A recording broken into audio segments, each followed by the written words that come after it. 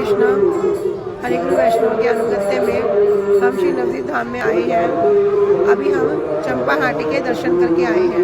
चंपा हाटी जहाँ पर श्री गौर गदाधर जी के विग्रह विराजमान है। इन गौर गदाधर जी की जो सेवा करते थे जयदेव गोस्वामी जी करते थे। वहाँ की बहुत सुंदर लीला है। उसी स्थान पर जयदेव गोस्वामी जी की भजन कुटीर भी है। पहले जयदेव गोस्वामी जी भजन कहीं और किया करते थे, किंतु भजन में बाधा होने के कारण अब जयदेव गोस्वामी जी वहीं पर भजन करने लगे। और भजन करते करते एक बार वे अपना ग्रंथ को लिख रहे थे। उस ग्रंथ में लिखते लिखते उन्होंने लिखा स्मरण ग्रह खंडनम। तो जब इस पद को लिख रहे थे उसी समय क्या हुआ, उनको इस प्रकार का राधा का भाव हुआ कि राधा रानी के चरणों में स्वयं कृष्ण क्या कर रहे हैं, अपने मस्तक को झुका रहे हैं। इस प्रकार के दर्शन करने से ही वे विचलित हो गए। उन्होंने उस पद को वहीं छोड़कर आगे चले गए। जब उस पद को छोड़कर आगे गंगा स्नान के लिए चले गए तब वहाँ पर स्वयं रसिक शेखर स्वयं श्री कृष्ण जयदेव जी के रूप में वहाँ पर आए। और जो उनकी पत्नी थी पद्मावती, वह उनको कहने लगी कि जल्दी वो पुस्तक लेके आओ जिस पर वो लिख रहे थे।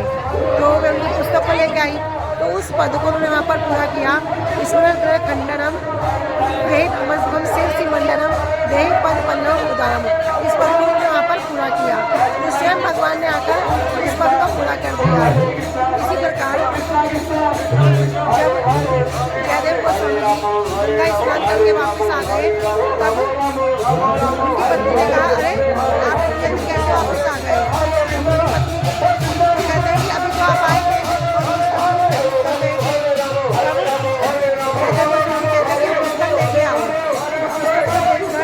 जयदेव गोस्वामी जी का पानी आ जाता है, रोने लगते हैं और कहते हैं कि पद्मावती तू तो बड़ी भाग्यवान है कि आज तुझे भगवान के साक्षात दर्शन हुए। तो इस प्रकार उस स्थान की बहुत सुंदर लीला है। जयदेव गोस्वामी जी गीत गोविंद की पाठ करते थे और जगन्नाथ जी को बड़ा प्रिय है, बहुत प्रिय है।